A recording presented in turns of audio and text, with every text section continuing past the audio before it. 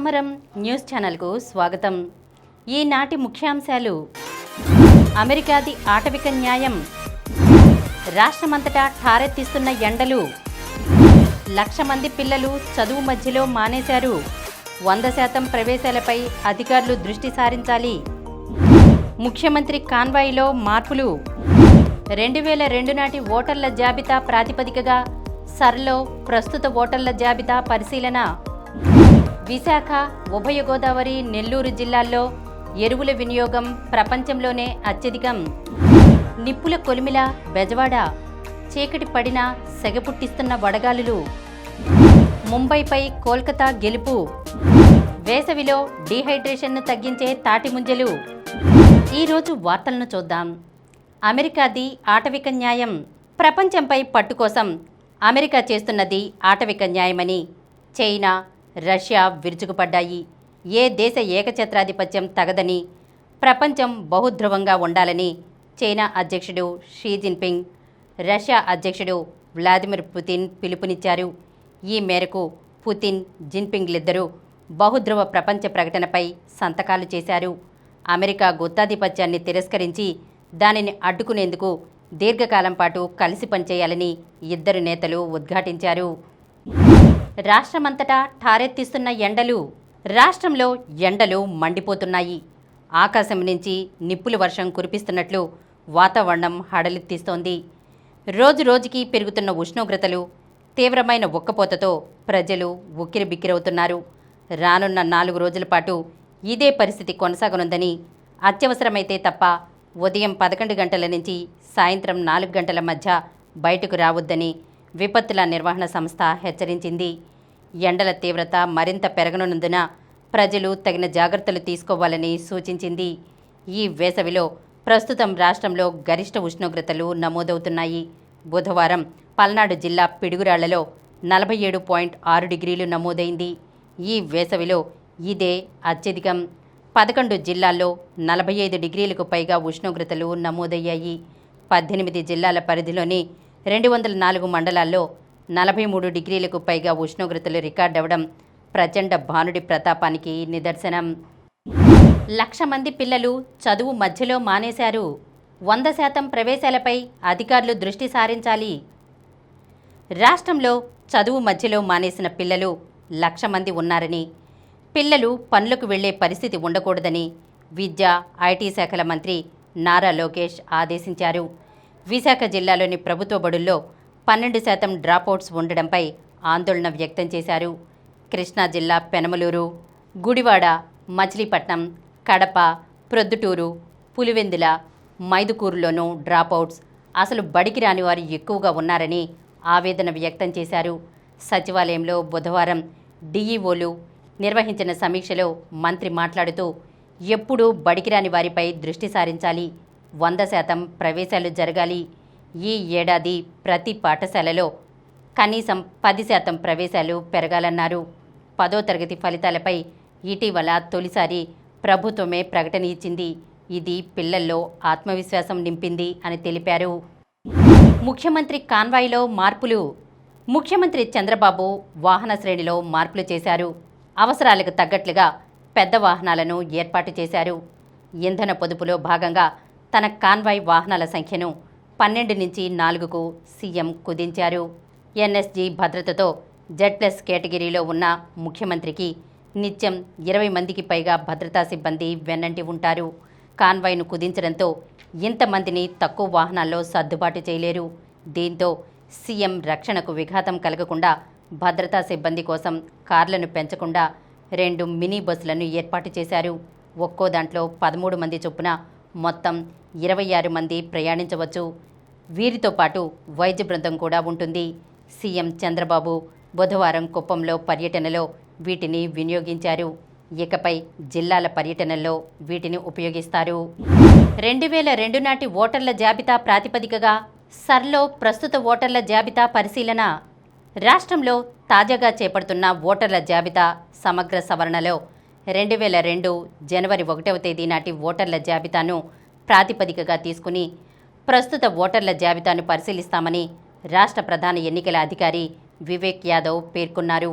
ఉమ్మడి ఏపీలో చివరిసారిగా 2002లో సర్ ప్రక్రియ చేపట్టారని తెలిపారు. ప్రస్తుతం రాష్ట్రంలో 4,16,18,359 మంది ఓటర్లు ఉండగా వారిలో 2,68,86,239 మందిని 2002లో జరిగిన సర్ ఓటర్ల జాబితాతో ఇప్పటికే మ్యాపింగ్ చేశామని చెప్పారు. మరో 1,47,32,120 మంది మ్యాపింగ్ కావాల్సి ఉందని వెల్లడించారు. బుధవారం ఆయన విలేకరులతో మాట్లాడారు. జూన్ 15 నుంచి చేపట్టే ఇంటింటి సర్వేలో భాగంగా బూత్ స్థాయి అధికారులు ప్రతి ఓటరుకు 2 ఎన్యూమరేషన్ ఫామ్లు అందజేస్తారు.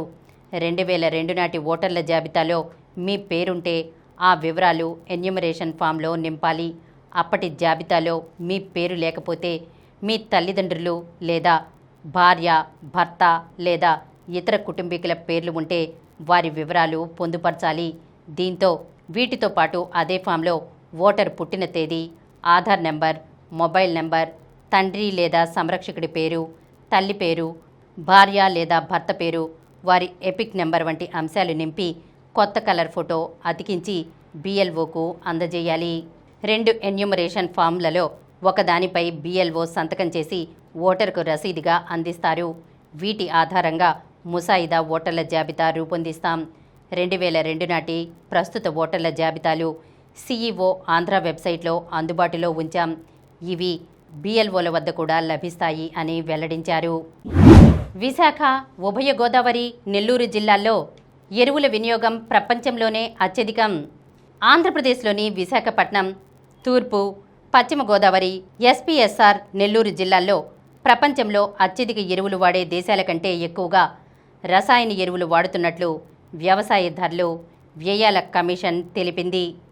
2026-27 ఖరీఫ్ మార్కెటింగ్ సీజన్కు కనీస మద్దతు ధరలను సిఫార్సు చేస్తూ కేంద్రానికి ఇచ్చిన నివేదికలో ఈ విషయాన్ని వెల్లడించింది. భారతీయ ఎరువుల రంగం తీవ్ర సవాళ్లను ఎదుర్కొంటోంది. ఒకవైపు భారీ సబ్సిడీ భారం, మరోవైపు ఎరువుల ఉత్పత్తికి అవసరమైన ముడిసరుకు కోసం దిగుమతులపై ఆధారపడటం ఇందులో ప్రధానమైనవి. ప్రస్తుతం దేశంలో హెక్టారుకు సగటున 150 కిలోల ఎరువులు వాడుతున్నారు. ఇది బంగ్లాదేశ్, చైనా, వియత్నాం లాంటి దేశాల కంటే తక్కువే అయినా కొన్ని జిల్లాల్లో ఇది విపరీతంగా ఉంది.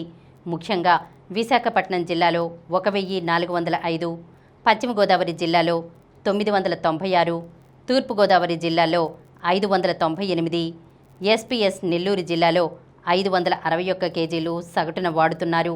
అందుకే ఆర్థికవేత్తలు ఎరువుల సబ్సిడీని రద్దు చేయాలని, లేదంటే DBT విధానానికి మళ్లాలని సూచిస్తున్నారు.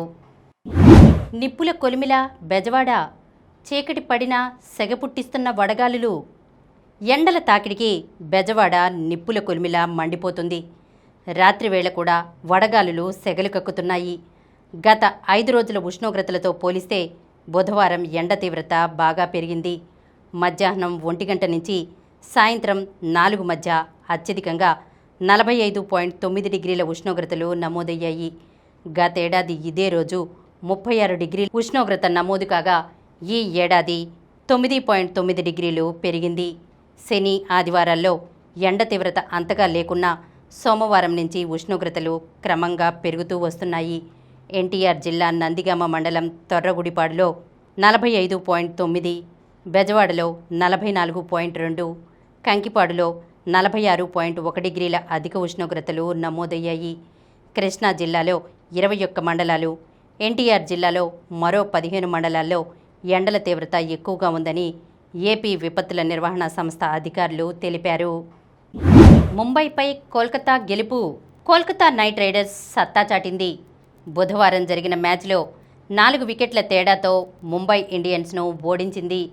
కోల్కతా బౌలర్ల ధాటికి మొదట ముంబై 8 వికెట్లకు 147 పరుగులే చేయగలిగింది. Corbin Bosch top scorer. Green, Saurabh Dubey, Kartik Tyagi, Narine ముంబైని దెబ్బతీశారు. మనీష్ పాండే, రోమన్ పావెల్ బాధ్యతగా ఆడడంతో లక్ష్యాన్ని కోల్కతా 18.5 ఓవర్లలో 6 వికెట్లు కోల్పోయి ఛేదించింది. వేసవిలో డీహైడ్రేషన్ను తగ్గించే తాటిముంజలు.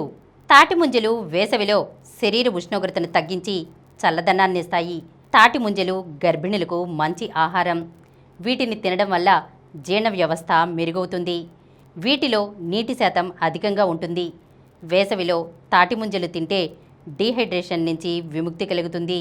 వీటిలో vitamin A, B, C, iron, zinc, phosphorus, potassium వంటి ఖనిజాలు పుష్కలంగా ఉంటాయి. వికారం, వాంతులు వంటి లక్షణాలతో ఇబ్బందిగా ఉన్నప్పుడు తాటిముంజలను తింటే ఉపశమనం కలుగుతుంది. జీర్ణక్రియ సక్రమంగా జరుగుతుంది. ఇప్పుడు కొన్ని సంక్షిప్త వార్తలను చూద్దాం. కువైట్లో చిక్కుకున్న చంద్రగిరి మహిళకు ప్రభుత్వం అండా. తిరుపతి జిల్లా చంద్రగిరి మండలం తొండవాడ గ్రామానికి చెందిన భాగ్యవతి కువైట్లో ఇబ్బందులు పడుతుండడంపై సీఎం చంద్రబాబు స్పందించారు. బాధిత మహిళను సురక్షితంగా స్వదేశానికి తీసుకురావడానికి అత్యవసర చర్యలు చేపట్టాలని అధికారులను ఆదేశించారు. తనను శారీరకంగా, మానసికంగా వేధింపులకు గురిచేస్తున్నట్లు బాధితురాలు సెల్ఫీ వీడియో ద్వారా ఆవేదన వ్యక్తం చేశారు. మెట్రో రైల్ ప్రాజెక్టులకు త్వరగా అనుమతులివ్వాలి. కేంద్ర మంత్రి మనోహర్ లాల్ ఖట్టర్ను కోరిన రాష్ట్ర మంత్రి నారాయణ రాష్ట్రంలో విశాఖపట్నం, విజయవాడ మెట్రో రైల్ ప్రాజెక్టులకు త్వరగా అనుమతులివ్వాలని కేంద్ర పట్టణాభివృద్ధి శాఖ మంత్రి మనోహర్ లాల్ ఖట్టర్ను రాష్ట్ర పురపాలక, పట్టణాభివృద్ధి శాఖ మంత్రి నారాయణ కోరారు. లక్ష్యసేన్, ప్రణయ్ నిష్క్రమణ. మలేషియా మాస్టర్స్ ప్రపంచ టూర్ సూపర్ 500 టోర్నీ నుంచి భారత star shuttler Lakshya Sen, HS Pranay నిష్క్రమించారు. బుధవారం పురుషుల సింగిల్స్ తొలి మ్యాచ్లో లక్ష్యసేన్ 17-21, 11-21తో మహ్మద్ ఉబేదిల్లా చేతిలో, ప్రణయ్ 17-21, 22-24తో కొడై నర్వకా చేతిలో పరాజయం చవిచూశారు. పాక్తో సిరీస్, బంగ్లా క్లీన్ స్వీప్.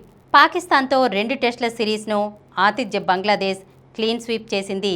బుధవారం ముగిసిన రెండో టెస్టులో బంగ్లా 78 పరుగుల తేడాతో పాక్ను చిత్తు చేసింది. మరిన్ని వార్తా విశేషాలతో రేపటి సమరం న్యూస్ ఛానల్లో మళ్ళీ కలుద్దాం. ప్రతిరోజు వార్తా విశేషాల కోసం అనతి కాలంలోనే 21 కోట్ల వ్యూస్ సాధించిన సమరం ఛానల్ సమర్పించు సమరం న్యూస్ ఛానల్కు సబ్స్క్రైబ్ చేయండి, లైక్ చేయండి, మీ ఫ్రెండ్స్కు షేర్ చేయండి.